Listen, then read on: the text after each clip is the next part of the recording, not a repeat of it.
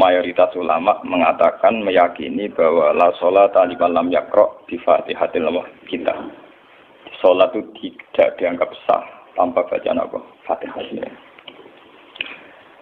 Dan kata hadis sing nerangaken Kanjeng Nabi dawuh sahabat ala aduluka bikanzil Quran atau bi umbil Quran. Dan itu ala Nabi dijawab napa Al-Fatihah. Nah, sing kula niat kula sampeyan teng mriki bahwa kemudian ini eling-eling tenan nggih. Gairah baca Fatihah atau semangat baca Fatihah itu hilang saat lafaz-lafaz yang menjadi pakem nggih. Niku ngono nggih. Lafaz-lafaz yang menjadi pakem niku pun menjadi rutinitas. Nggih, lafaz-lafaz yang dadi pakem pun dadi napa? Rutinitas. Agama atau apa saja itu kehilangan roh ketika hanya menjadi rutinitas. Makanya itu tanggung jawab seorang ulama atau wali atau siapa saja untuk menghidupkan agama lagi lewat bahwa itu menjadi mental, harus menjadi karakter, ya, menjadi mukhul jasad, ya, menjadi insijam bil qalbi, menyatu dengan hati. Misalnya ngeten ya. Kalau ainul yakin, hakul yakin bahwa kulo benar dan ini harus disyariatkan ya. Kulo nu berkali-kali dihentikan bapak untuk ijazah kangge dia Hamid kangge guru-gurune kan sering mau Fatihah 100 kali. Itu dari segi rutinitas atau dari segi jumlah.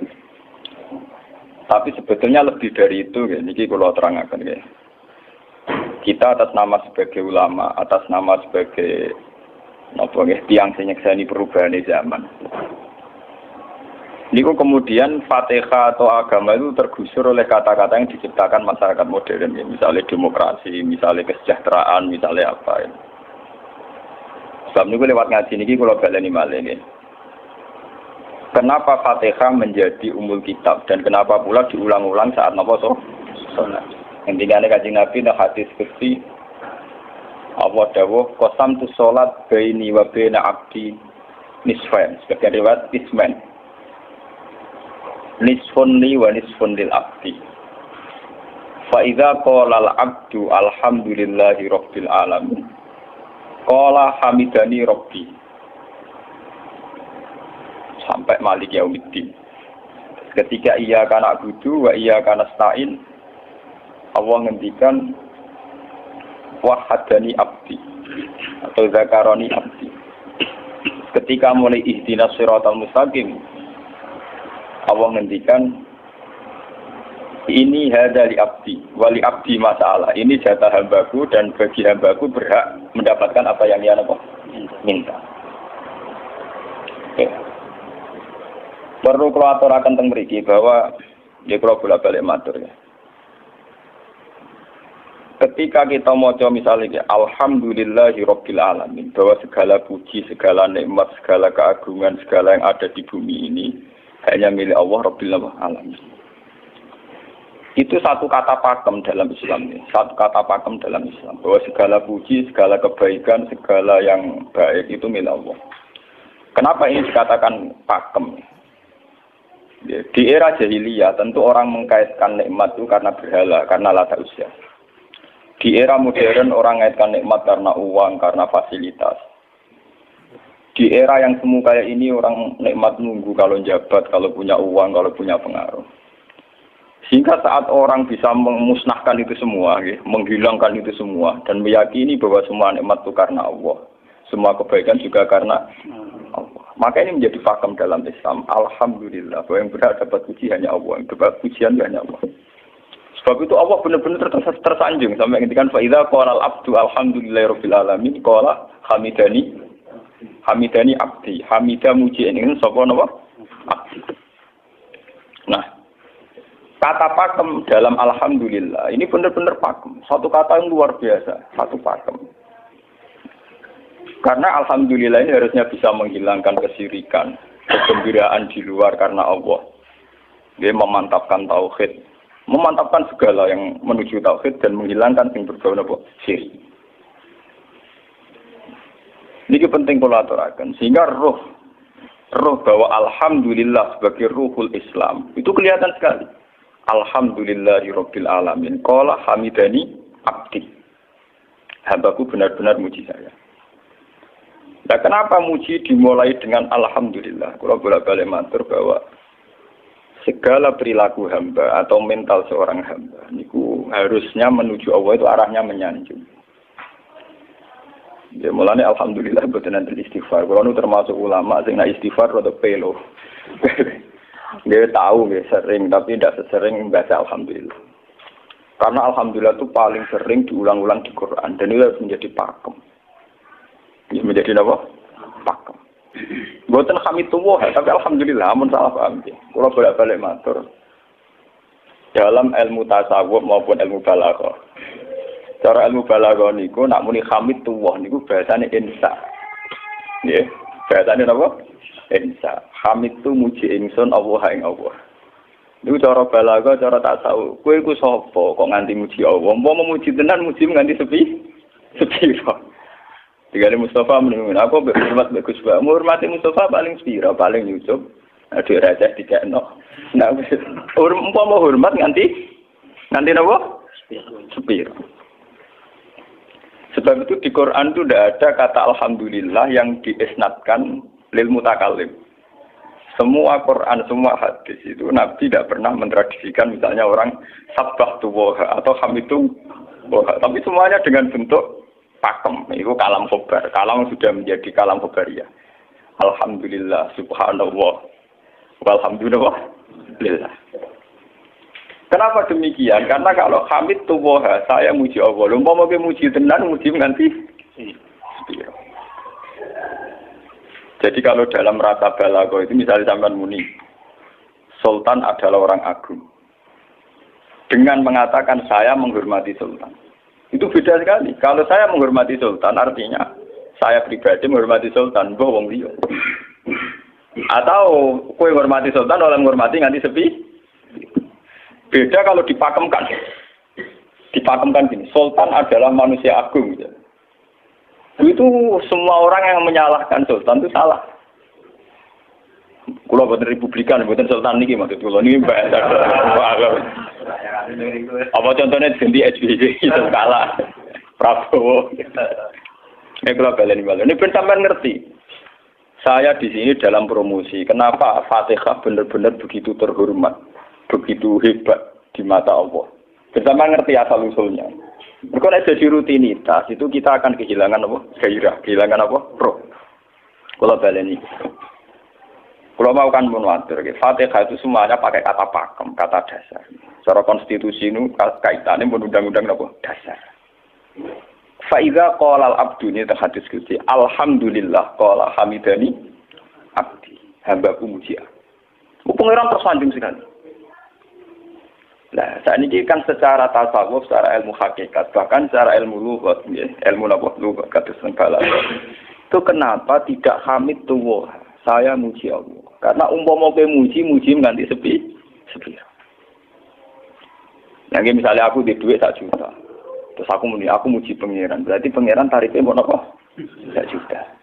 Nah, jadi caleg DPR Bantul berarti pangeran tarifnya mau terima apa?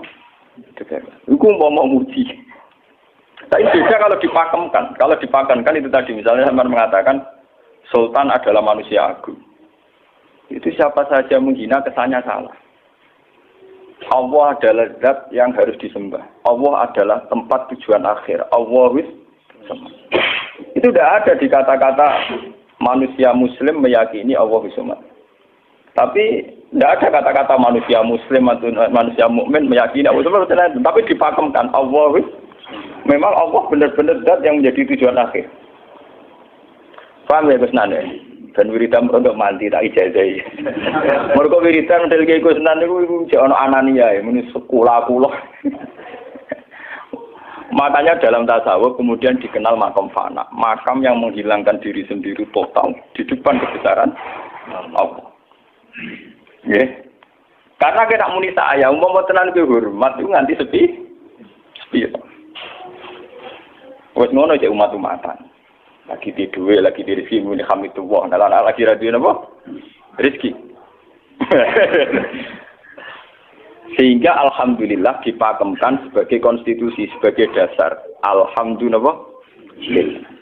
Begitu seterusnya, Ar-Rahmanir Rahim, Maliki Yaumiddin, semuanya pakai kata pakem.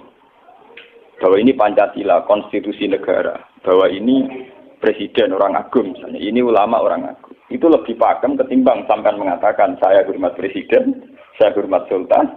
Karena saya ini kan kemudian sebatas makna sih. Saya yang dimaksud wa ma qadaruhu haqqan apa qadri. Mereka tidak bisa mendudukkan Allah sesuai tingkat kehormatannya Allah, sesuai tingkat kebesaran apa. Sebab itu Nabi kalau ngajari itu semuanya alhamdulillah subhanallah. Sama nanti pun ngertas hadis tadi Nabi Hamidullah atau Sabtu, buat nanti semuanya pakai redaksi pakem. Ya, pakai redaksi apa? Pakem. Lah sing ora redaksi pakem iku namung lafaz-lafaz istighfar, memang kaitannya dengan makhluk. Kowe muni astagfirullah, kula nyuwun sepura Gusti. Angger muni nyuwun sepura mesti kepentingane khazun nasi nang di sepura nang di swarga nang kelon berita dari itu mesti begitu. Paham ya?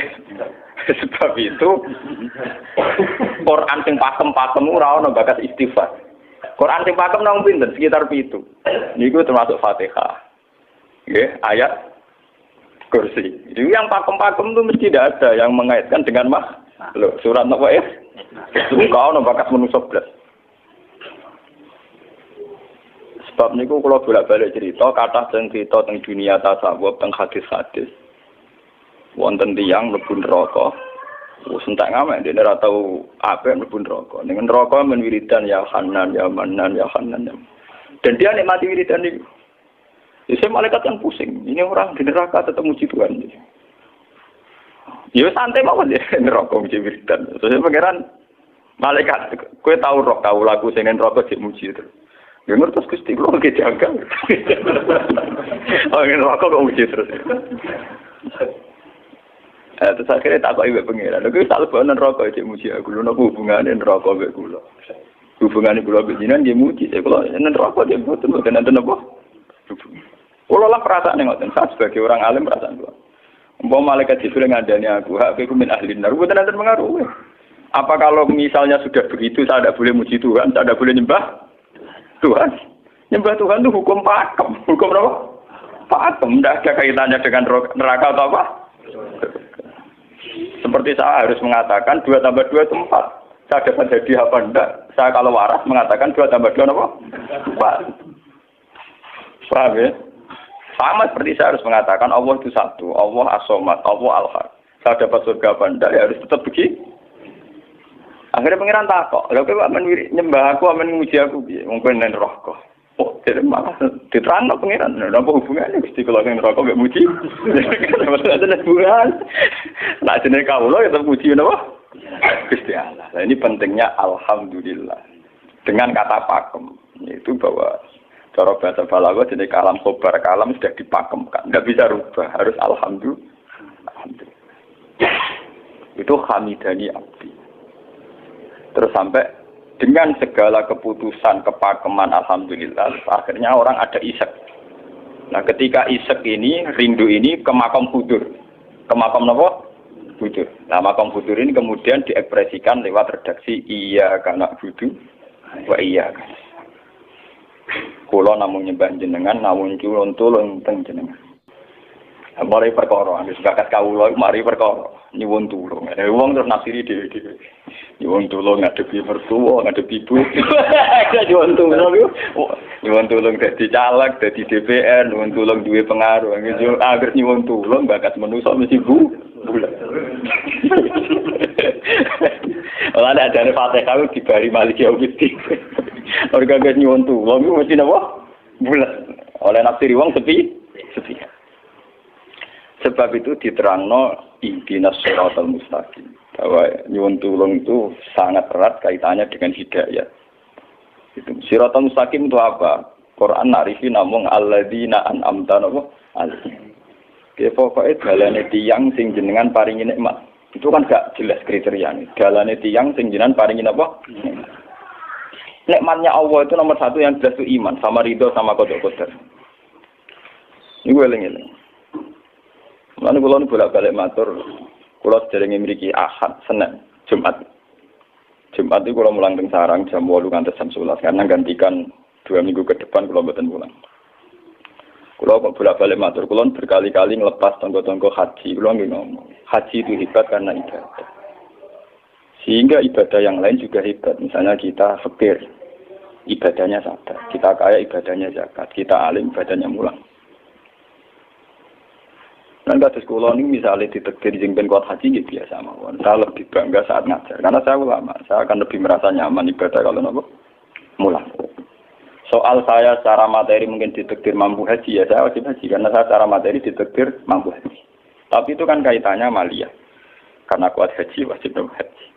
Tapi kebanggaan kita sebagai ulama, sebagai orang, kebanggaan kita karena ngajar. Perasaan kulo niku umpama kulo ra kaji, ambek kaji mulya kulo. Karena apa? Kita harus yakin bahwa Nabi hanya dawuh khairukum man ta'allamal Qur'an wa 'allama. Selagi kita masih ta'allamal Qur'an wa 'allama, ya kita menjadi khairukum. Saya sudah gitu.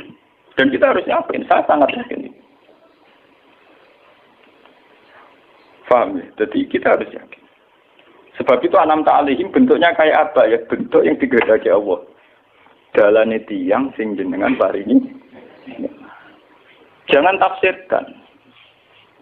Ya, tapi kemudian itu tadi orang selalu banyak kepentingan. Sing seneng duit nikmat itu duit, sing seneng jabat ya nikmat itu jabatan, seneng wedoan nikmat itu bojo ayu akeh. Paham, sing seneng pengaruh nikmat ya ana sing nyucupi, ana sing dilo, seneng omongan didang-diding wong enggak nggih macam-macam. Terus diterusaken siratal ladzina an'amta 'alaihim ghairil maghdubi 'alaihim. Wae pantangane wong takwa mesti paling ditakuti itu kalau Allah tidak berkenan. Pantangannya wong takwa mesti tok, jangan sampai punya sikap sing Allah tidak berkenan. Nah, yang paling dekat dengan sifat Allah tidak berkenan, yaitu tidak bisa syukur. Dia rungokno tenan. Wong kowe kaji ping 100 apa ya anggere ra iso syukur ora ngambu swarga. Paham ya? Jadi karena tidak syukur itu awal dari orang janggal dengan keberadaan Tuhan. Sebab itu tidak ada hadis se-ekstrim kayak orang tidak syukur. Wong zina hadisnya ringan. Wong mateni wong hadisnya ringan. Tapi kalau orang tidak syukur, malam yaskur na'ma'i walam yasbir ala bala'i fallatu proban siwa'i wal yakhrus min tahti ardi wa samai. Sing ra syukur mek nikmatku, ora usah anggap aku pangeran. Ora golek pangeran liya, ku entek-entekan. Kon golek pangeran. Kok sama berbumiku. Terus dapat tiga ruhin barang ditampung di oleh. Ancaman pada zina tidak se-ekstrim itu. Paling banter ancaman yang zina mlebu neraka. Iku ning Quran jana istisna ilaman tabah. Walladzina lad'una ma'allahi ilahan akhar wa la yaqtuluna nafsal lati harramallahu illa bil haqqi wa la yasni. Sampai wa ma fa'al dzalika yalqa asaman terus yudu ayatu dimanan terus sampai isih ora ilaman.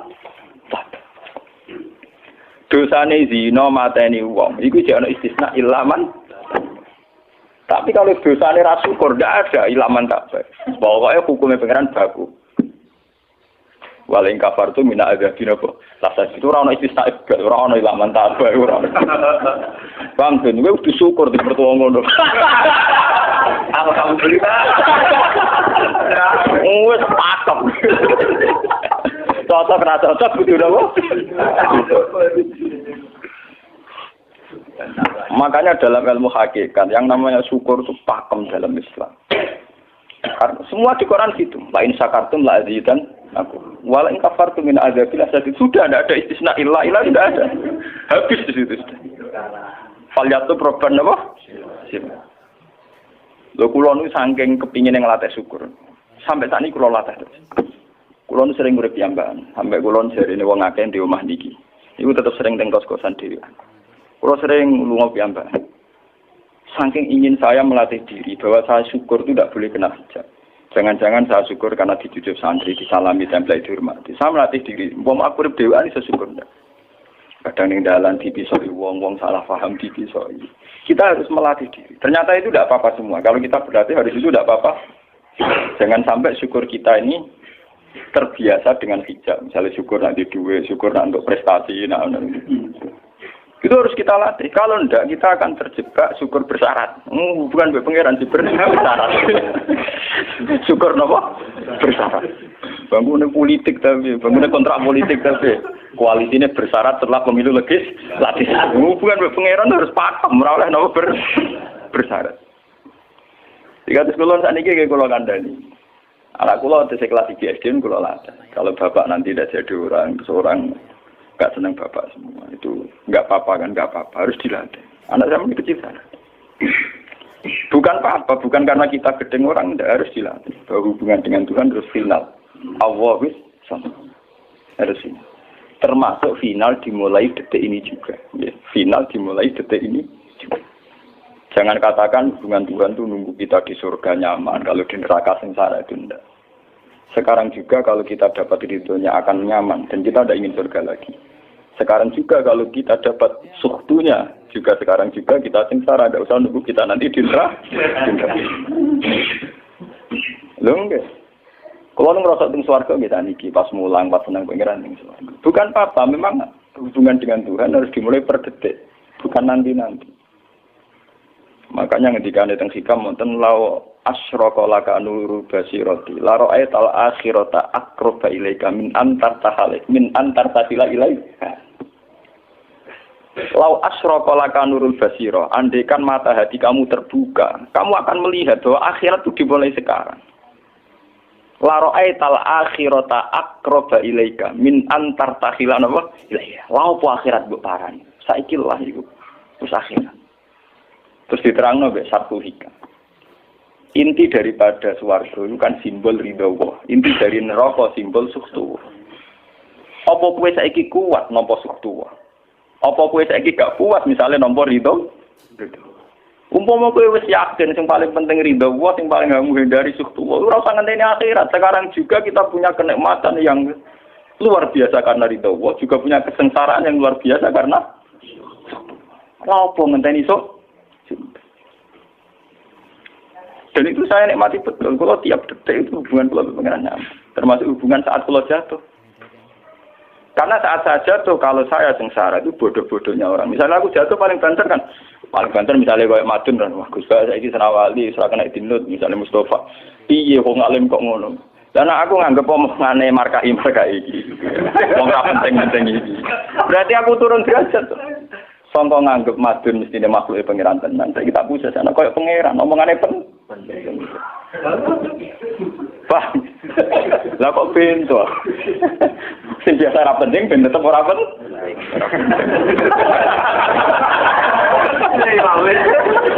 Paham ya? Kulo niku ulama paling biasa-biasa mawon. Masalah tauhid kulo pakem. Ane biar kula mbok kiye Gunan wiridan wis sewu cek PD kula salah klasmen. Oh, dene kakean kula, tak wiridan pengiran kula. Ayo mulai ngaji ini mareni iki si kula niku buak Pak, nek wiridan kula niku buak. Langsung la haula wala quwata illa billah. Alhamdulillah. Karena ini hukum pakem, dengan atau tanpa kita, ya alhamdulillah. Makanya ketika alhamdulillahirabbil alamin, fa idza qala al-abdu alhamdulillahirabbil alamin qala hamidani abdi. Nah, kesaksian ulama yang pada tingkat demikian tadi yang kayak saya terangkan tadi, itu kesaksian yang nanti ulama itu sejajar dengan malaikat, bahkan sejajar dengan Allah. Lalu ketika Imam Ghazali orang no ulama kecuali wali. Ulama apa orang wali, gue serapati ulama. Mergo kesaksiannya ulama disejajarno kesaksiannya malaikat bahkan kesaksiannya pangeran. Jadi sing disebut dengan ayat syahida wa annahu la ilaha illa huwa wal malaikatu wa ulul ilmi. Harusnya ulul ilmi kesaksiannya setara syahida wa annahu la ilaha illa huwa wal malaikatu wa ulul. Tapi karena hijab yang setiap hari bertebaran, kita kesaksian kita pas-pasan. Ini alhamdulillah ngenteni mertuanya opo. Lha iku pangeran kok didol mertuane. Oh alhamdulillah hukum pakem, ora iso mbok kontrakno mbek kompensasi apapun. Paham ya? Wong senenge ngenteni ana sing hormat, susah ana sing nglecehno. Salah opo ki dadi wong Islam nek nganggep manusa pen. Soal apa yang Madun dan pangeran ngomong uang apiannya kira. Soal sakit uang dan pangeran ngomong sakit. Dan itu yang hadir setiap detik di hatinya Nabi. Sebab itu Nabi meskipun hukum sosial, cara ngendikan mangka yu'minu billahi wal yawmil akhir falyukrim jarohu falyukrim doi. Semua kebaikan pada manusia, pada makhluk itu karena kontraknya yu'minu billahi wal yawmil. Tapi kalau kita kena hijab, kontrak kita ya karena sosial. Apa efek tanggung jawab ini? Hormat tidak umum sendiri. Itu PKI, namun ngeten ini kontrak jenis sosial. Iya. Itu komunis ini. Karena kontraknya hanya selalu dengan kalau kita mukmin sejati, kontraknya bahkan untuk sosial, kontraknya dengan Tuhan. Makanya yu'minu billahi wal yawmil. Kowe juga lho, aku mulang kowe ora krono kowe mantune kiai, mergo perintah pangeran kok.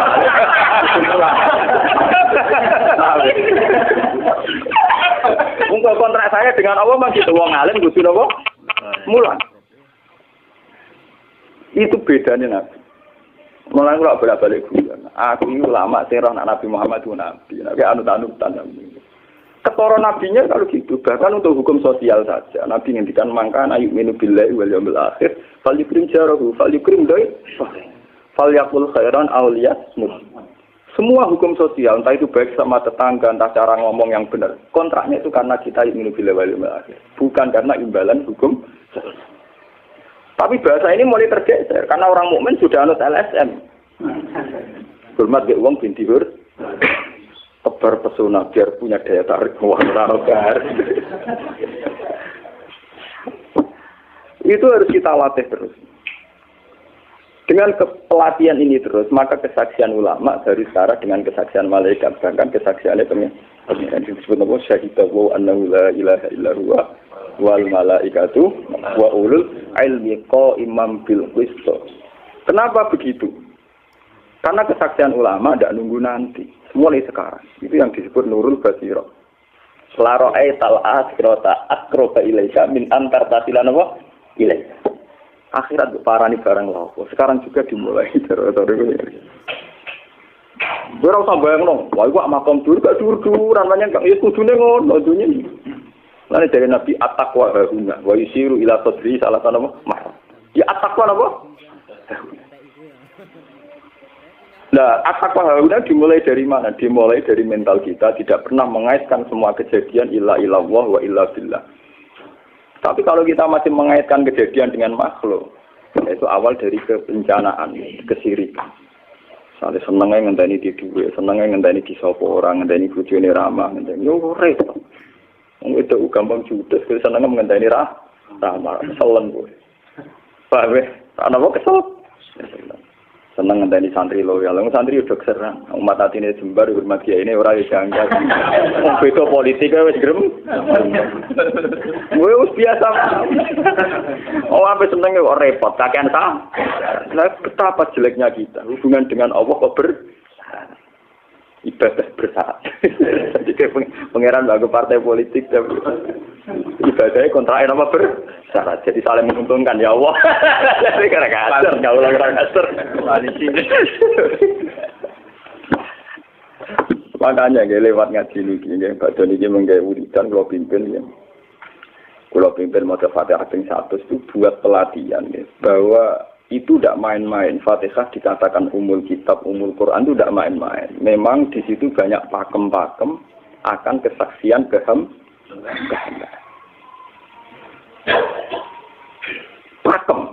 Pakem itu sudah diundang-undang. Alhamdulillah segala puji milik Allah. Milik Allah ini itu Allah latih. Umpama kowe ngamal ya ora ngrasa berjasa, mergo kowe yakin segala puji milik Allah. Umpama kowe dijasani wong ya ora terus ngrasa utang jasa nemen-nemen mergo kabeh nikmat ya sangka. Ini penting kula atur. Mergo manusa iku ning donya mau laibun, mau dolanan. Dolanan kaya dakon, ning donya kaya dakon. Kula sebagai manusa nek dikek dhuwit tiyang ki perasaan. Misale wong kula lesu dikek imangan wong ki perasaan. Tapi sak-isa-isane wong nek keimanan, mergo sing dikekno rupa-rupane nasi, sing ngene nasi ya Allah. Lah nek ekstrem no wong nganti iso ngekeki sego mergo iso mlaku ning bumi ini Allah. Tetap perangkat terbesar adalah jasane Allah. Paling banter jasane manusa iku mung mindah kaya dakon. Iki sego ning kene dipindah ning kene. Sego sing asline ning omahe dene dipindah ning kene. Tak kaya dakon. Tapi sing duwe sego kan tetep pangeran. Dene iso liwat ning bumi iki ya bumine pangeran. Bahkan dene dhewe pangeran. Loh kenapa kamu lebih gampang melihat ini ketimbang melihat sandure ini? Iku jeneng hijab paham tuh. Kok lu ndelok sama menteri ini sama kenal menteri. Kantor. Tunggal ini.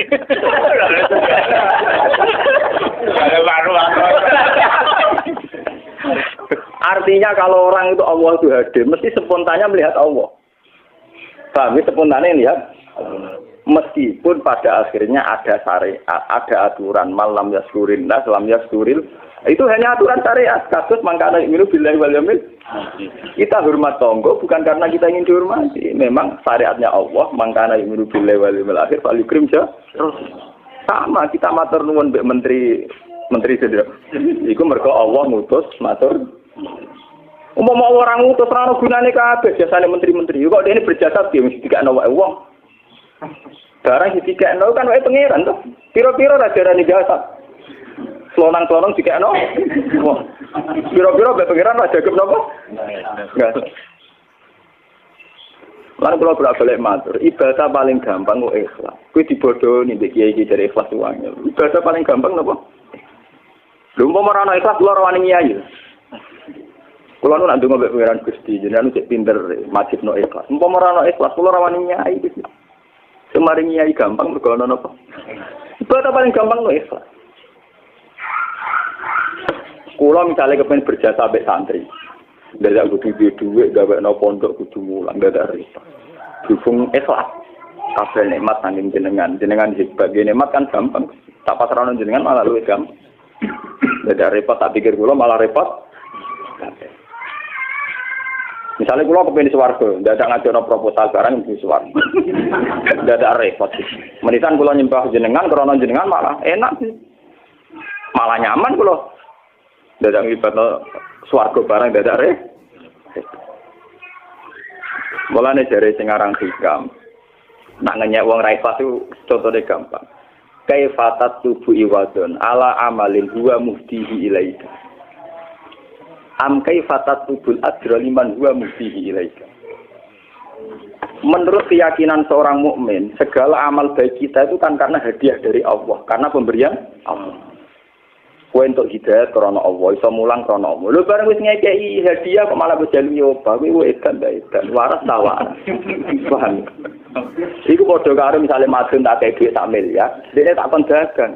Bareng wis dagang ya hadiah kula. Mergo dagang iso iso dagang tak kei dhuwit, bareng dene dagange mlaku malah yo. Iku gento napa gento? PKI. Jadi ikhlas itu gampang. Kaifatat lubu ala amalin huwa mudihi. Bagaimana mungkin kamu menuntut sebuah iwat, sebuah pergantian, sebuah ijolan ning gone amal sing Allah ngadihano ning kowe. Allah posisinya kan ngekeki hadiah, memberikan. Bareng wis ngekeki malah ditul. Itu apa-apaan. Kowe iso hafal Quran ya dikersakno pengiran. Kowe iso mangan ya dikene. Kowe iso ibadah ya kersane. Bareng Allah ngersakno ngono, saiki mbok jaluki opah. Lho iki waras ta? Sebab itu kita dilatih dalam doa iftitah inna sholati wa nusuki wa mahyaya wa mamati lillahi rabbil alamin. La syarikalah. Tidak ada sekutu sama sekali. Termasuk sekutu dengan diri kita tidak ada. Semua amal adalah karena Allah. Mulane dari sing aran hikam itu sirinya kenapa tidak muni amil tulillah. Semua wiridan la haula wala quwata illa. Kenapa tidak ada kata tu? Karena kalau ada tu itu kesannya kan amil tulillah. Misalnya Allah di atas. Amil tulillah berarti kan amil tu. Gusti kula ngamal. Lah ngamal kula itu tak kekno jenengan. Berarti kan ada saya, ada Allah. Sebab itu enggak ada ajaran dalam Islam begitu. Langsung la haula wala quwata illa billah subhanahu. Enggak ada bakat amil tu, enggak ada. Pokoknya kula-kula bilang kan. Malah ada orang wiridan kok tayang, udah ada. Langsung lah awal-awal aku ada langsung. Karena kalau ada tuh, amil tuh misalnya, kan ada tuh, berarti kue itu posisi dua ngamal, rival. Paham ya? Terus orang Allah nih gini buat dia ya malam. Kok kondang gitu nggak dia pengiran. Lanak kesaksian wis ngono sing disebut syahidahu annahu la ilaha illa huwa wal malaikatu napa wa ulul mesti imam bil qist itu mesti adil. Kesaksian paling adil mergo jujur. Kowe nyekseni nak awak ngamal mesti ra adil, mergo hadun nafs. Kowe ku sapa kok nyekseni awak iso ngamal. Tapi nak nyekseni Allah sing ngersakno mesti kok imam. Mesti adil, mesti bener. Mergo fa inna la haula wala quwata illa billah. Amalan kanjeng Nabi nak muji la haula entek ngame. La haula wala quwata illa billah kanjun min kunuzil arsy. Gudange aras. Ora timo gudange ngamal, gudange napa? Aras la haula wala quwata illa billah kanjun min kunuzil. Tapi ngono dan roh nak diterang. Bola-bola Indonesia yang rutini. Ya mulane kanjeng Nabi begitu muji sampai napa? La haula wala quwata illa billah kanjun min kunuzil apa? Kita terus kalau niki ngaji ini buatin kalau niati nopo-nopo, kalau niati pokoknya kulo jenengan sekanten nganggep kulo tetap ahlul Quran lah. Itu lebih mudah. Karena saya sebagai ulama tugas spesial saya hanya ngajar. Khairukum man ta'allamal Quran apa? Nak kaji itu tugas yang sugih. Umroh itu tugasnya yang nopo? Jadi artinya ini lho, aku nak pas sampeyan kelar kaji kelar umroh nggo status sebagai wong sugih ngono to. Mergo ditakdir kelar. Tapi nak nggo status sebagai ulama enak pas mulang. Paham ya? Ya kira-kira derajat sebagai ulama wong sugih keren gitu. Keren derajat sebagai apa? Paham. Kita harus yakin itu. Khairukum apa? Man ta'allama Al-Qur'an apa? Terus ini kita berdoa kalian Quran menggeni ibadah niki kula maca surat Quran iki bareng maca Quran nggih maca nak sing boten nggih maos Fatihah ibadah niku mengke kula mungkin Fatihah ping 100 ya. Tapi gini wow, latih terus bahwa saat sampean misalnya sampean naro artine pokoknya pas muni alhamdulillah itu musnahkan semua kesyirikan, musnahkan semua takluk kita pada selain Allah, musnahkan semua. Termasuk rasa syukur, rasa nyaman dalam hidup musnahkan semua. Bahwa tetap alhamdulillah surat Tuhan itu surat 16 ya, 16 ngendikane ulama-ulama termasuk teng riwayat ada dua surat yang paling sering dibaca teng aras jadi itu surat Yasin kalian surat apa? Tuhan tapi nasib surat Tuhan sial populer ya Yasin tapi cara surat Yasin iso ngomong ngene populer apa? Pulau populer gue bedak wong mati. Cara surat Yasin. Cocokan ya padha larane. Padha napa? Padha larane. Ora pe diamal utawa dadi akidah tapi gue bedak napa? Mati. Ya padha bener ya akhirnya padha napa? Jamaah kaum muslimin rahimahullah perlu kami sampaikan bahwasanya Gus Baha ini beliau salah satu penerjemah dan tafsir dari UI. UI memiliki karya-karya tafsir UI dan terjemahan UI. Beliau bersama Polse ini ikut menerjemahkan tafsir UI dan terjemahan UI. Baik kepada beliau yang kami hormati Allah Ta'ala waktu kami hadirkan. Assalamualaikum warahmatullahi wabarakatuh. Waalaikumsalam.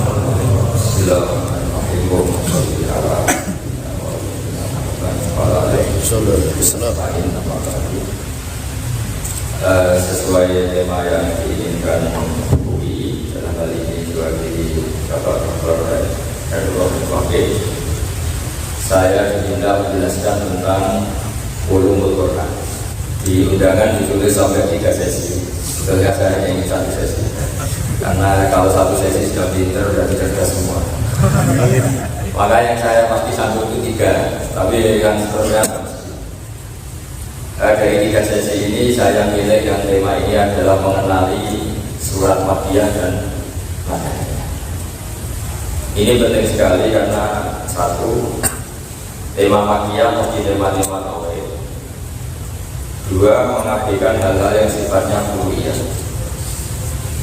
Misalnya dulu pernah lama sekali khomer atau sesuatu yang memabukkan itu tidak diharamkan. Tapi meskipun Quran tidak pernah bilang halal, tapi lama sekali tidak bilang haram. Ini penting saudara. Kenapa ya? Karena kalau Quran itu orang-orang kafir punya dulu ngeblek dulu. BD-nya bukan main. Yang orang Islam nggak ngeblek. Jadi kalau perang apa? Perang. Kata orang-orang Islam yang masih sahabat awam-awam sudahlah sama-sama novel, akhirnya ya sama tentunya. Jadi sehingga zaman itu masih ada ayat, semoga di antara di sini ada yang Al-Quran, wa min samaratin nakhili wal a'nabi tattakhiduna min dua sakara. Di antara nikmat Allah adalah dari buah anggur dan kurma kamu tattakhiduna sakara. Kalian atau kamu masih bisa bikin sesuatu yang memabukkan, sakaran sesuatu yang memabukkan. Karena dulu lama sekali orang itu jadi kebutuhan. Parahnya ya di perang itu, yang orang kafir yang dulu sehingga beda, yang orang Islam banyak. Lama sekali itu. Dan termasuk ayat yang unik, dihalalkan, diharamkan sampai dalam disiplin ilmu ada 3 hal yang sampai 3 kali terjadi nasabah masuk. Di antaranya adalah masalah apa? Khamr. Setelah ada satu peristiwa, yaitu sahabat jadi imam. Karena dia setengah mabuk, bacanya tuh ya ilal kafirun abudu mata abudun wa abuduna mabuk, pokoknya kafirunannya jadi gitu. Saya menyembah apa yang kalian sembah dan kalian menyembah apa, oh ada hadis. Karena hadis ini dilaporkan kenapa? Karena imamnya ngefly. Akhirnya diturunkan ayat la taqrabus sholata wa antum sukara, jangan mabuk ketika kita fokus sholat. Jika kira-kira kalau mabuk ya jam 6:30 karena masih jauh dulu ya kira-kira seperti itu. Baru terakhir ada satu peristiwa yang karena mabuk sahabat itu saling hampir bunuh, kemudian diharamkan al-qatata secara pasti, yaitu disebut fahal antum muntahun, harus benar-benar berhenti dari mabuk. Ini menunjukkan dan pelajaran bagi kita bahwa Rasulullah yang pilihan Allah saja dalam melaksanakan syariat itu tadrijan, sedikit demi apa? Jadi ada gerakan misalnya Islam kafah itu juga ada prosesnya. Dulu pernah ada gerakan latar kabun atau bakon atau kabah dalam hidup beserta ini, termasuk ngaramkan khamr saja ada bahan. Maka bisa dipastikan kayak ayat-ayat Islam kafah itu pasti periode materi. Karena kalau periode Makiyah seperti tadi ada periode di mana khamr saja masih dihitung tattakhiduna minhu sakara waris hasanah. Ada periode latar sholat atau antum sukara sampai periode benar-benar haram minum khamr. Lalu definisi khamr itu apa? Dulu zaman Nabi didefinisikan asyirulina, perasan dari aku. Lama-lama oleh ulama usul, ini pentingnya ulama. Ulama ini tetap super penting, bukan sekedar penting lagi tapi super penting. Karena Rasulullah itu kan ditakdir jamil kalim. Jamil kalim itu kalau ngendikan itu simple, padat. Resikonya itu kadang orang nggak paham. Jadi resiko terlalu bawah dalam bahasa itu orang, sehingga butuh ulama. Nah kemudian ulama ini yang punya seni mengarang untuk analisis teks, namanya ilmu usul. Misalnya begini, khamr itu bukan lagi asyirul inam tapi ma khamarul akwa, sesuatu yang meracuni akal atau yang mengganggu apa saja makna ini. Bisa isi atau apa saja, yang penting ma khamarul. Termasuk ya mabuk cinta, mabuk harta, mabuk apa. Itu ya agaknya bagus. Saking tidak waratnya ya Quran untuk kepentingan politik, bukan politik dasar ayat. Dia agak khamr sudah. Karena begini, dalam ilmu fikih itu ada istilah tangkihul manat. Tangkihul manat itu satu kejadian tertentu yang kasuistiknya, waqiahnya itu dihilangkan semua atau ditetapkan sebagian, dihilangkan sebagian. Itu yang tahu ulama. Ini ulama yang waras ya, yang memang benar-benar ulama. Bukan ulama pesanan atau ulama jual beli, dan memang benar-benar ulama. Karena sekarang kan misalnya ulama di Bandung nggak jelas asal usulnya, terus tahu-tahu jabat, terus punya otoritas. Ya seperti itu, ulama yang diuji oleh ulama, bukan diuji oleh masyarakat. Dulu syarat jadi ulama itu diuji 100 ulama yang spesial di bidang. Imam Bukhari ketika jadi imam ahli hadis itu diuji 100 ulama ahli. Di sanadnya dibolak balik terus dites. Baru lulus. Kalau sekarang nggak dekat pejabat, roh pejabat ulama. Apalagi di Indonesia menteri agama di jabatan politik. Tapi ketua IAI yang baca satu menit fatwa. Ya sudah, tapi itu sudah takdir kita terima saja. Di antara iman itu terima kosong kota. Biasa. Ada satu kejadian, nanti anak-anak mahasiswa mungkin bisa mengkaji juga. Tapi ini tidak kami tahu, jangan tahu. Karena belum mati sendiri saya. Jadi jatuhnya sampai saya gambar itu. Ya harus tunggu dulu saya terus. Ja'a Arabiyun ila Rasulillah sallallahu alaihi wasallam. Faqala ahlaku ya Rasulullah. Qala wa ma ahlakaka. Qala wa qawlu imra'ati fi nahari Ramadan. Kayak Rasulullah, saya ini orang yang rusak. Kenapa saya bersetubuh dengan istri saya di hari Ramadan, waktu yang Ramadan? Kita tahu harus bayar apa? Kafarah uzma ya. Sanksinya apa? Kafarah uzma. Kafarah uzma itu kafarah super besar, yaitu memerdekakan budak atau puasa 2 bulan berturut-turut atau memberi makan 60 orang. Jelas teks hadisnya Ja'a Arabiyun, orang Bedui datang, orang kampungan datang. Kemudian kasusnya menjima istrinya di siang hari Ramadan.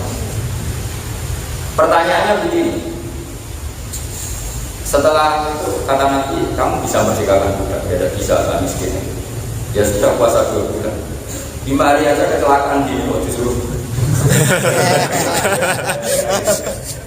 Terus ya sudah kasih makan 60 orang miskin.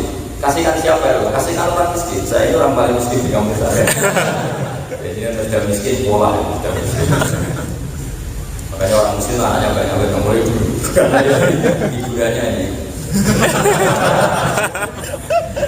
Akhirnya terus kata Nabi santai saja, dengan santainya Nabi ke kamar ngambil beberapa makanan itu. Ya sudah, ini kasihkan orang fakir di daerah kamu. Saya paling fakir, ya sudah pakai kamu aja. Lalu begini secara fakir, kira-kira kata Robi itu dibuang apa enggak? Misalnya orang kota yang ngalamin gitu kena sanksi begitu enggak? Kena kan? Kena. Jadi kata Robi dibuang. Ini namanya anti mana? Tidak harus orang Arab, tidak harus orang apa? Orang kota maupun orang mana saja juga. Lalu orang ini orang merdeka, sama budak pun akan kena ketentuan yang sama. Ini namanya tantibul mana? Sesuatu yang nggak penting dalam aturan hukum, catatan-catatannya dibuang. Itu namanya orang. Nah sekarang pertanyaannya begini, bersetubuh atau hubungan suami istri dengan istri hukumnya halal apa haram? Tidak jawab. Halal. Berhubung statusnya halal, bagaimana dengan orang yang makan siang di hari Ramadan tanpa udzur syarat? Jadi yang misalnya ada orang ya, kayak Pak Sati ini nggak sakit nggak apa, iseng ingin makan mie, terus makan mie jam 9. Kira-kira kena sanksi yang sama kayak jima apa enggak? Sama. Karena jima di hari Ramadan statusnya boleh. Tapi karena hak kan dihormati Ramadan, melecehkan kehormatan Ramadan tanpa udzur syarat, maka hukumannya berat. Padahal makan statusnya seperti itu. Maka menurut Mazhab Malik, makan pun kena sanksi seperti itu. Tapi kalau menurut Imam Syafi'i enggak. Al-kafaratul uzma, kafarah yang se-esen itu khusus untuk tadi yang jima di hari Ramadan, bukan yang. Karena di mana-mana jima itu terlalu seru, maka sanksinya itu berat. Meskipun halal sama istri kan halal. Buktinya adalah tahalul awal. Kira-kira seorang ihram tahalul awal kan boleh semua yang haram ketika ihram, kecuali apa? Jima. Jadi setelah jima tidak agak masalah. Nah ini namanya ijtihadnya ulama. Lalu setelah tahu itu, kenapa kita butuh seperti begini? Saya berkali-kali cerita ini guyonan tapi pasti benar, bukan mungkin benar tapi pasti.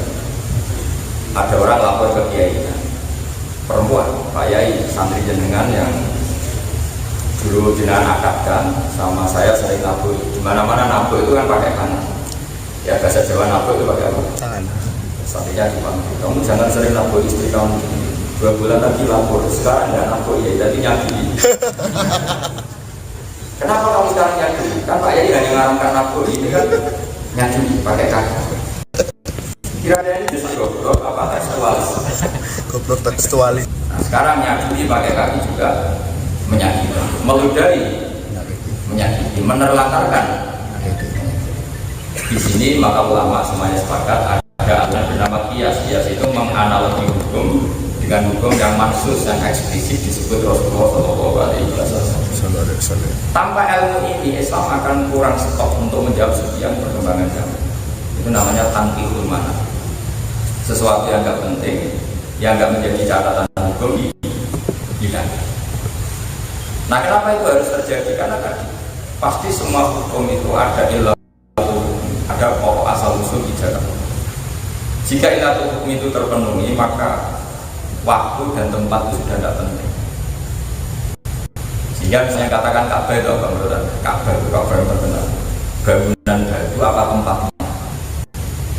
Kalau kita bilang sebenarnya ya Ka'bah ya, betul-betul bus itu Ka'bah. Lalu ketika Nabi Ibrahim sebelum bangun Ka'bah, dia tawaf kemana?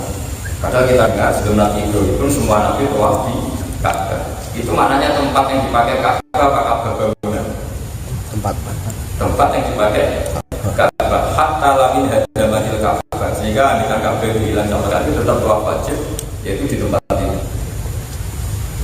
Maka definisi hukum penting sekali, karena sekali salah maka kita akan salah seterusnya. Ya salah lagi, sekali salah salah terus. Ini termasuk bagian dari ilmu Quran. Makanya kita harus mengenali mana makiyah, mana madaniyah. Lalu fungsi paling pokok dalam mengenali makiyah madaniyah itu masalah nasa masuk. Nasa masuk misalnya status hukum. Pernah ada satu peristiwa hukum di mana dulu lama-lama dirabanya tidak. Dulu kalau kita boleh orang kafir menang itu tidak ada.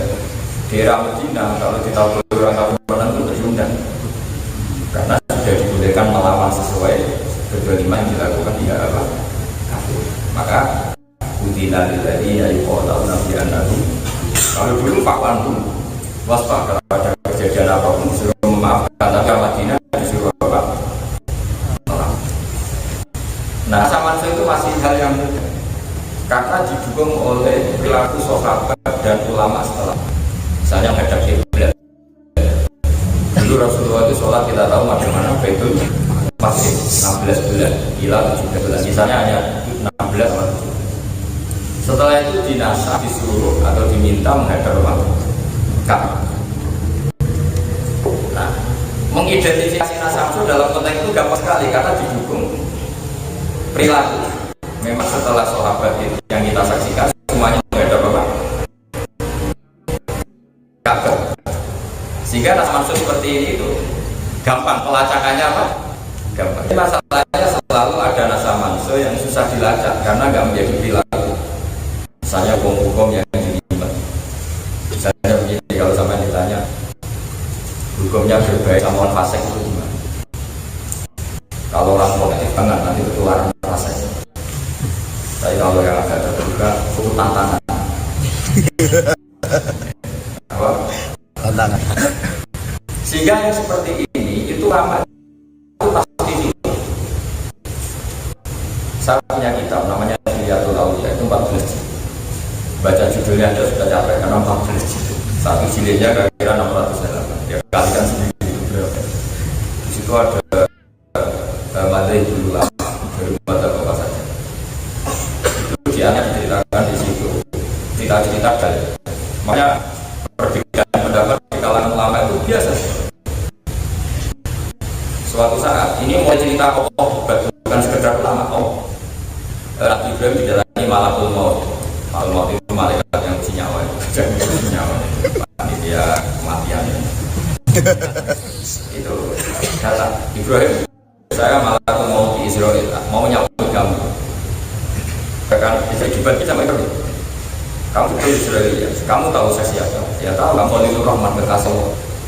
Terus kata Nabi Ibrahim, halo aitali itu kholilah. Masa kekasih yang dikasih? Ini loh yang kamu masa. Karena malaikat nggak pernah ngaji, nggak pernah malaikat kan ya sudah terbang lagi. Ya Allah katanya salah. Apa kata itu? Halo aitali kholilah itu kholilah. Masa kekasih yang dikasih? Itu yang di sini. Kata Allah. Karena malaikat tadi tidak pernah belajar, tidak pernah apa-apa, tidak pernah punya hukum. Kata Allah ini ya sudah bilang ke Ibrahim, hal ra'aita khalilan yakrahu ayyal khalilan. Masa kekasih tidak siap bertemu yang dikasih. Oh, katanya ngomong gini. Masa kamu kekasih Allah udah siap? Oke, masalah. Jadi logikanya mulai dulu logika. Begitu juga ada beberapa nabi yang seangkatan. Itu kalau debat itu nggak butuh hubungan terus dibutuhkan. Kalau saja biasa aja. Nabi yang satu periode yang ilmunya sama itu hanya Yahya dan Isa. Ya, Musa dan Harun kan nggak sebetulnya senior Harun, tapi Nabi Harun jadi Nabi itu atas proposalnya Nabi Musa. Sehingga nggak mana Nabi Harun itu kakaknya, tapi nggak berani bantah Nabi Musa. Karena dia jadi Nabi itu atas Nabi Musa. Nabi Musa kita tahu al-Sakil apa? Beda Nabi kita. Nah, bukan Fir'aun. Musa kecil sudah bening. Kalau ketemu Fir'aun itu jenggotnya dikeluarkan. Tarik terus Fir'aun nih biasa kayak saya. Lama-lama Fir'aun ya jangan-jangan saja. Karena ini turunan orang. Serahkan kita tahu Fir'aun itu kecil. Terus kata istrinya Fir'aun belain senda namanya anak kecil yang nggak tahu ada atau masa buktikan itu tadi ada jamroh itu bara api sama api. Musa belum milih. Sebenarnya Musa itu pemilih. Tapi kalau nggak perlu hukumannya dibunuh. Berarti dia jambat janggotnya Fir'aun itu sengaja. Akhirnya sama Jibril diarahkan dalam jamroh tadi, jamroh api. Ya terus ditelan akhirnya jadi al-Sakir. Saya ketika jadi nabi yang belum penjelasan yang tahu Surah Sodri, Wesri, Amri, Walau, Datang Desa, yang Baul itu supaya alih wajib binahiyah. Jadi Akhirul wa afsal peminisan Farsil ma'i Rid'ai Sodri. Saya ini kidal ya Allah dan Harun lebih fasih, maka jadikan dia Rasul sebagai jubir yang modern. Jadi kalau Nabi Musa ngomong yang ini kan siapa? Harun. Ada lagi sebenarnya tapi tidak level, yaitu Ibrahim dan Lut. Karena Lut ini senior, anak pernah keponakan sama Nabi siapa? Nah yang benar-benar satu periode dan ilmunya level itu hanya Yahya dan Isa. Karena kita tahu Nabi Yahya punya status ya Yahya punya kitabah berbuah wa atairu hukma sofiyah, masih kecil sudah pintar. Isa juga sama, wa yukallimun nasa bil mahdi. Ini sambil ngetes anak-anak katanya ada yang masuk karena jalur hafid. Itu kalau tak tes gak lulus tak keluar. Dan rektor apa? Karena kadang yang salah yang ngetes gak apa-apa.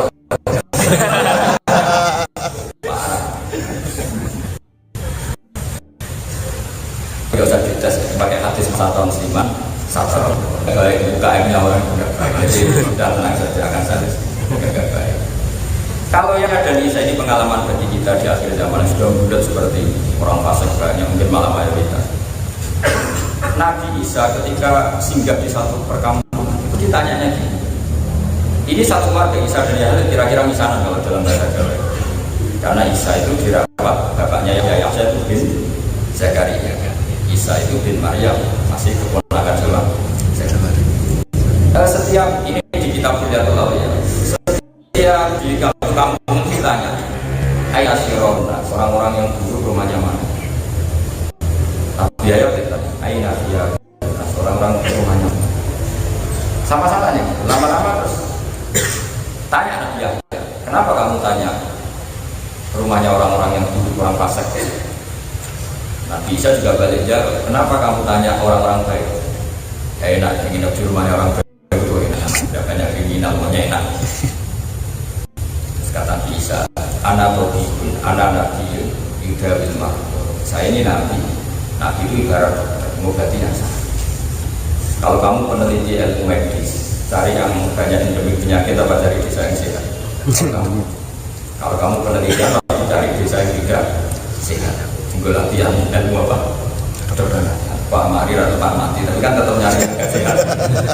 Ya sama, kata bapak saya dulu, ya itu bengkel. Jadi kalau nggak siap teman orang fasik ya nggak usah jadi.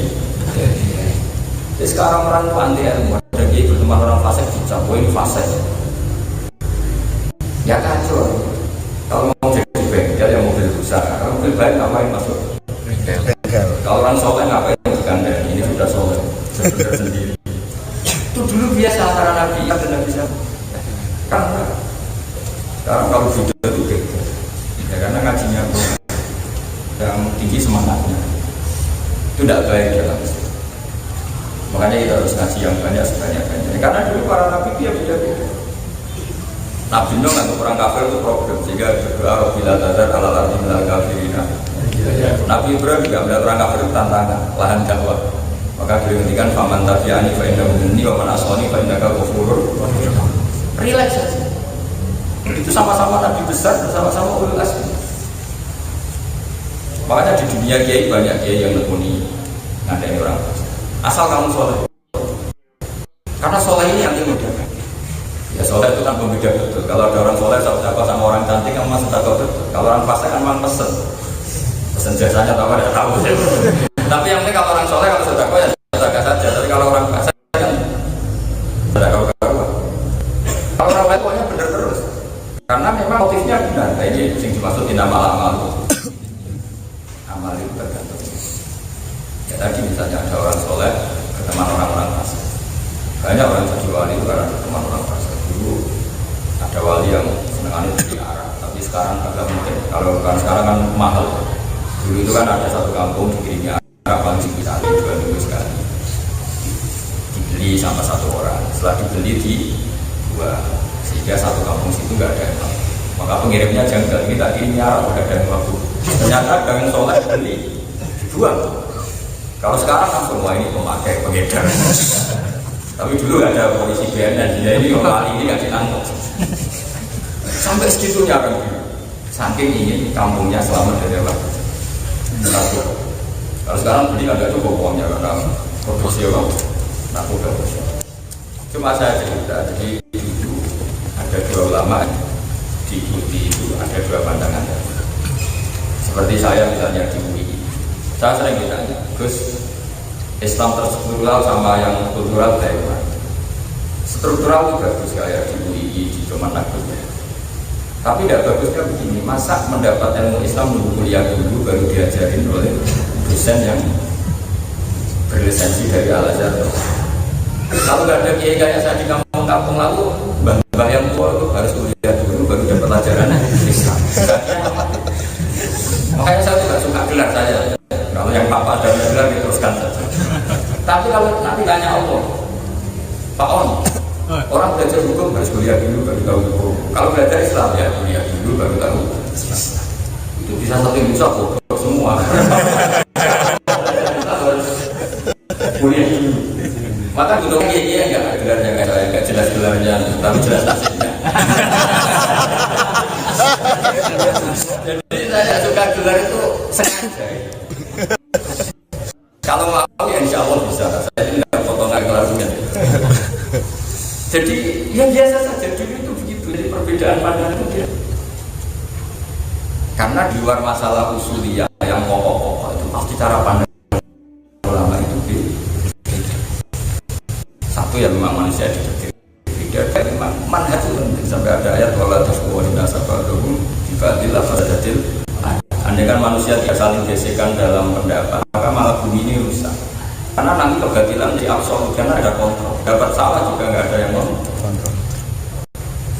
Makanya bagus sebetulnya misalnya presiden menang di absolut itu bagus supaya dia tahu bahwa yang milih saya itu tidak semua, sehingga nggak mundur. Kalau yang milih 100% ke otoritas. Jadi semua itu baik. Jika dari Allah itu pasti. Semua nabi juga gitu, semua ulama. Ada ulama juga jadi PNS, kayak Imam Mawardi, Imam Syafi'i, Imam Syafi'i itu PNS. Pikirannya itu yang lain ya dalam, jangan dari rumah. Tapi ulama yang nggak PNS pikirannya gitu. Masa mau ngaji saja daftar dulu, mau ngaji ya ngaji aja. Itu yang. Ya coba kalau lembaga sosial itu misalnya Kementerian Sosial itu bagus, tidak bagus. Tapi masa orang minta tolong, istrinya mau melahirkan, ngurus dulu di RT RW.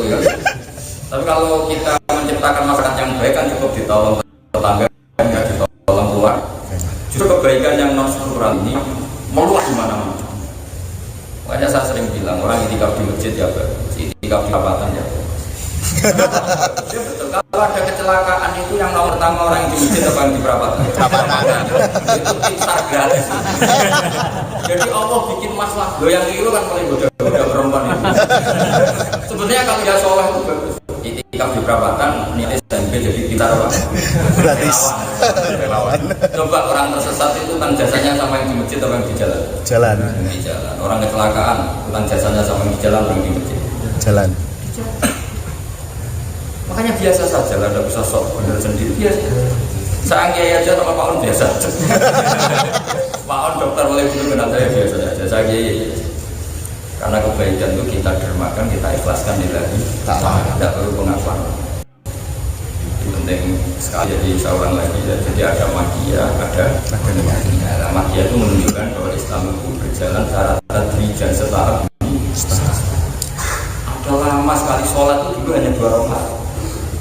Lama-lama sekarang jadi berapa? 17 rakaat. Bulannya 2 rakaat. Tapi panjangnya harus menghabiskan waktu 2/3 malam. Pernah nak sholat hanya separuh malam aja disalahkan. Harus apa? Wabillahilah illa walillah. Semalam harus full kecuali sedikit. Jadi sedikitnya untuk tidurnya sedikit.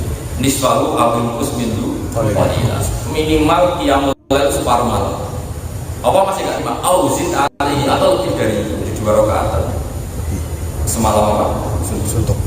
Sekarang enggak, 20 rakaat cukup 8 menit. Kalau anak muda itu mikir terawih NU apa Muhammadiyah? Dapat tapi lama. Kalau NU cepat tapi 20. Itu nggak perlu dalil-dalilan, pokoknya multi hati aja. Dulu itu 2 rakaat, habiskan waktu apa? 1 malam. Auzid alaihi wa rattilil Qur'an Tartila. Terus dinasar menjadi sholat seperti ini. Ya, ada perjalanan. Dulu setiap orang megang gedang goreng itu wajib wudu. Ada hadisnya al-wudu mimma massatun nar, kalau kena api harus wudu karena api itu simbol setan. Jika yang megang api berarti sudah terkontaminasi oleh setan. Untuk netralisir itu wudu. Terus dinasah sama bahasa itu mimma massatun. Ada periode. Dulu hubungan suami istri kalau tidak sampai keluar mani itu nggak wajib mandi. Pernah kan ada sahabat dipanggil Nabi pas hubungan suami istri itu lari. Ketika lari ditanya, kenapa kamu lari? Saya ini baru gak suci, maka gak siap ketemu engkau ya Rasulullah. Kenapa? Saya hubungan suami istri tapi gak inzal. Nabi ngintikan innamal ma'al orang wajib mandi itu kalau sampai keluar mani atau inzal dalam bahasa kita. Setelah itu dinasah lagi. Asal hubungan suami istri, inzal apa enggak inzal, orgasme atau enggak, tetap apa? Wajib. Jadi ada nasah mansuh. Nasah mansuh itu penting dalam sebuah peradaban. Mana sahmin ayatin amunisia nanti bi khairin minha. Kenapa nasah mansuh penting? Karena logikanya gampang. Ketika anak kita kecil tentu kita wajib menafkahi dia. Setelah dia kuat kita yang lemah, anaknya wajib menafkahi orang. Jadi nasah mansuh itu menurut para ulama hukumnya normal dalam tahapan hidup. Jadi gak ada yang aneh. Bukan nasah mansuh Allah bikin hukum terus mengevaluasi terus dirubah. Ya tidak bisa, Allah kan maha tahu, masa evaluasi itu saja. Memang Allah tahu, memang tahapan manusia akan seperti itu. Tahapan manusia akan seperti itu. Allah tahu betul kalau agama baru ini langsung anti Yahudi bahaya. Sehingga orang Islam disuruh ada Baitul Maqdis karena agama tertua adalah Yahudi. Allah juga sangat tahu orang Yahudi pasti menjadikan itu menjadi alasan kumul-kumul. Delok Muhammad gayanya tentang agama Yahudi, tapi kiblatnya ikut kita. Lagi-lagi Muhammad itu nggak tahu apa, makanya ngikuti kita. Terus Allah merubah kiblat jadi ke Ka'bah. Setelah ke Ka'bah dibully lagi sama orang Yahudi. Muhammad itu kangen keluarganya. Karena dia di perantauan di Medina, maka menghadap ke mana? Ka'bah sebagai kelangenan sama keluarganya. Bersama Allah dijawab. Justru kiblat tertua adalah kiblat yang ada di Ka'bah. Itu inna awwala baitin wudi'a lin-nasi alladzi bibakata mubarakatan. Kemudian orang Yahudi bilang gini, enggak ya tua Baitul Maqdis. Dan ditanya sama Allah lewat Rasulullah. Yang kamu ikuti itu Nabi Musa. Nabi Musa dengan Nabi Ibrahim senior Nabi Musa. Dan Ibrahim ada bukti sejarah hidup di Makanya Allah menjelaskan fi ayatum bayyinatum maqamul Ibrahim. bukti Ka'bah tua adalah ada bekas kaki Nabi Ibrahim. Berarti Ka'bah sama Baitul Maqdis tua. Sampai seperti itu dulu dia kebenaran. Ya bertanya. Jadi makom di situ bukan makom kuburan, nggak dalam bahasa Indonesia itu. Bang, ya makom kuburan itu apa? Itu yang dipakai kebijakan apa? Nah, jadi ini jelas. Jadi bertanya. Karena Allah tahu kalau langsung masuk Ka'bah, dikira Nabi itu nggak mengenali agama-agama sama yang lain. Maka Nabi Baitul Maqdis juga bentuk pengakuan agama-agama samawi. Tapi setelah menghadap situ, apa yang tahu suatu saat pasti dilahirkan orang yang akhirnya disuruh mendekat. Ketika Ka'bah dipertanyakan, mana Ka'bah sama Baitul Maqdis? Allah menjelaskan apa tua Ka'bah. Buktinya apa? Iya ya itu. Bayilah itu makamu. Jadi Allah itu tahu semua yang ada. Makanya sebagian ulama punya riwayat takhallaku biar lagi. Kalau sudah tahu mau terjadi ya kamu berakhlak kayak akhlaknya. Kalau sekarang kan punya ilmu tapi ketika terjadi tidak siap. Misalnya seorang suami tahu kalau istrinya orang nafkah itu butuh. Ternyata butuh betul. Itu suaminya enggak siap. Harusnya senang. Ternyata ilmu saya benar.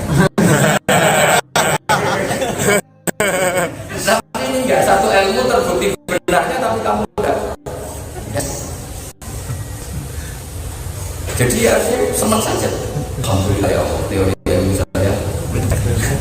Saya kamu udah alim, udah dokter di masyarakat disepelekan. Kamu kan tahu di mana-mana orang nggak suka sekali disepelekan. Terus dokter disepelekan. Alhamdulillah. Memang betul Gusti kalau nggak siapa-siapa ya. Pejabat ya tahu semua. Kalau sudah ada pejabat pasti dibiarin sama orang. Harusnya siap kan? Tahu kan itu. Nanti benar-benar dibiarin ya Alhamdulillah. Itu saya. Benar. Teori saya. Tapi manusia itu teori ilmunya benar nggak? Nggak siap. Itu bahaya. Makanya banyak orang bisa ilmunya benar, tapi dia tidak siap. Itu beda dengan tradisi Islam. Orang harus meyakini sesuatu yang benar. Misalnya Imam Syafi'i. Imam Syafi'i itu orang luar biasa. Kita semua rata-rata madzhab Syafi'i. Kata Imam Syafi'i, manusia itu pasti ada yang suka, ada yang tidak suka. Maka biasa saja. Kalau ada yang tidak suka, alhamdulillah. Malah atau utang gue atau nilai mobil gue. Nanti seneng mana repot. Masyhur makalah Imam Syafi'i. Man ahsana ilaika faqad qayyadaka. Orang yang berbuat baik sama kamu pasti mengikat kamu. Kayak ini gara-gara saya baik sama Pak On, kemudian saya harus mau. Coba ya saya, tidak ganggu saya seperti ini bang. Jadi Imam Syafi'i itu coba, kamu pernah nggak diutangi tonggo yang benci kamu? Nggak pernah. Pernah dipinjemin mobil tonggo yang benci kamu? Nggak pernah. Sehingga bikin rahmat itu kedua sisi. Punya teman ya enak, buat teman. Punya musuh ya enak, gak ganggu. Pernah Imam Syafi'i itu jangan sama orang tua. Setelah orang itu pulang dibisikin sama kondisinya. Orang itu keluar jelek-jelekin kamu ke Imam Syafi'i. Di depan kamu saja kelihatan baik. Kata Imam Syafi'i alhamdulillah. Kamu di luar dijelekin kok alhamdulillah. Berarti sawi bawa di depan saya ada berani. Jadi orang apa? Nggak kayak orang sekarang. Itu kan. Ya makanya ini masih. Jadi sesinya nanti 3 pokoknya ini Mahdi Ahmad Dania, nanti kedua insya Allah Nasa Mansur, terus ketiga Alif Rodu Biumilah khusus. Saya kira demikian. Assalamualaikum warahmatullahi wabarakatuh.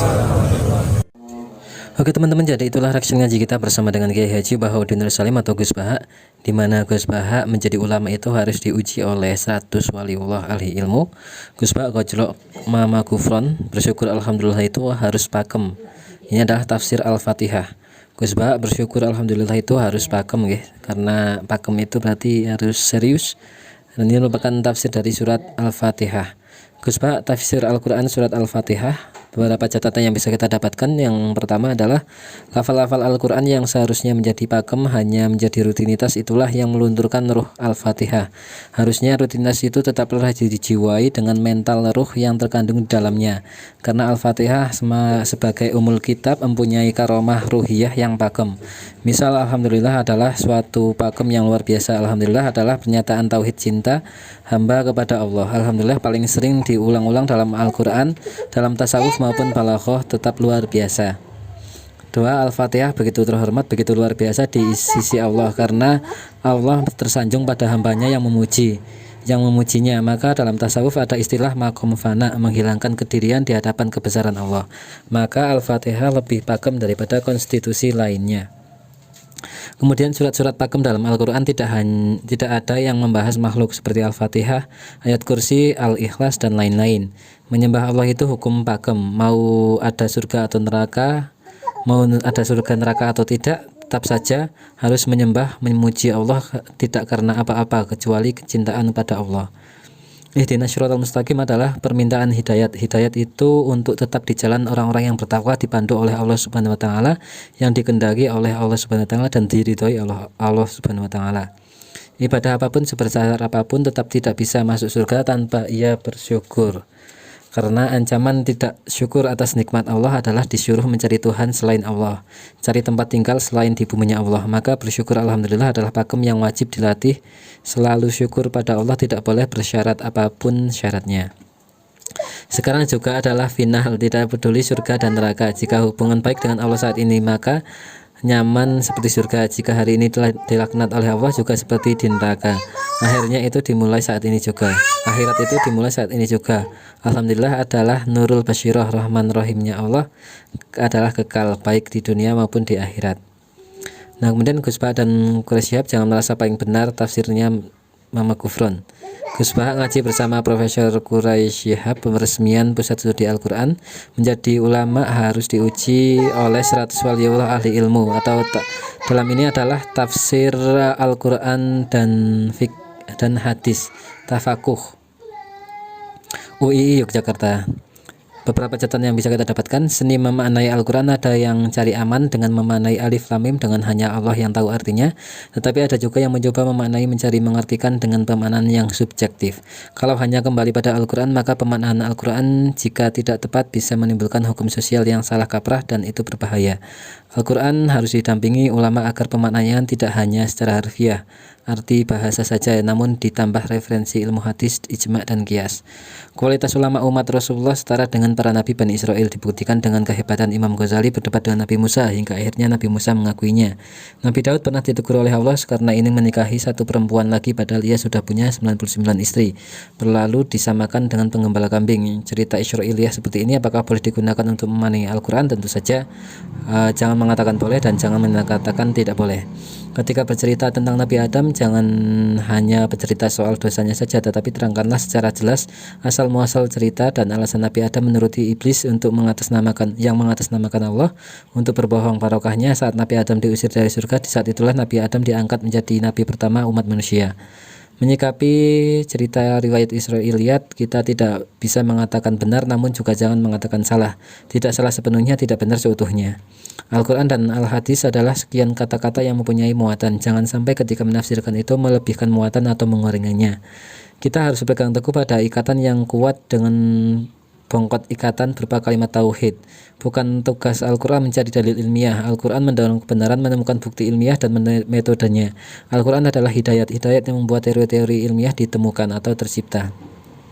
Kita harus berterima kasih pada ahli tafsir sebelumnya. Mereka terbaik pada zamannya, namun tidak boleh saklek berpegang teguh padanya, karena setiap zaman yang berbeda bisa jadi pemaknaannya harus berbeda, sehingga penafsiran hari ini adalah terbaik untuk kini, dan penafsiran besok ya tentu saja bisa berubah. Bacalah, himpunlah, telitilah. Iqra menurut pemahaman tidak hanya pikiran saja, tetapi juga rasa. Memahami dengan nalar akal dan merasakannya dengan hati. Iqra untuk objek apapun, baik suci maupun tidak suci, berbeda dengan tilawah yang objeknya harus suci. Ada dua cara memperoleh ilmu: belajar dari referensi orang lain dan belajar dari institusi ilham atau wahyu dan tirakat. Menggabungkan akal dengan kalbu dengan tiga alat utama, yaitu melihat, mendengar, dan merasakan menggunakan hati. Al-Quran adalah hidangan dari Tuhan. Perbedaan hadis dengan kata mutiara tokoh misalnya Aristoteles adalah bahwa hadis sahih jelas sumbernya dengan kriteria ketat pada perawinya, pada periwayatnya. Ilmu harus bermanfaat untuk alam raya. Prioritas ilmu yang lebih bermanfaat lebih diutamakan, sedangkan hadis itu kan jelas rawinya, jelas periwayatnya. Bahkan kalau periwayatnya itu harus yang bisa dipercaya dan lain sebagainya, tidak pernah berbohong dan lain sebagainya. Itu merupakan keunggulan hadis daripada kata-kata mutiara. Oke, mungkin itu saja teman-teman yang bisa kita catatkan sebagai rangkuman ngaji kita kali ini. Semoga menjadi ilmu yang manfaat dunia akhirat untuk kita semua, dan semoga menjadi amal ibadah Gus Baha yang berkah berkahi untuk kita semua. Kita doakan bareng-bareng bersama-sama teman-teman, semoga Gus Baha senantiasa sehat, panjang umur, dan berkahi keberkahan kesempatan untuk terus memberikan keilmuannya kepada kita semua, dan hingga kita bisa istiqomah ngaji bersama dengan Gus Baha dan para ulama-ulama dan ulama lainnya. Amin ya rabbal alamin. Terima kasih. Mohon maaf banyak kesalahan. Wassalamualaikum warahmatullahi wabarakatuh.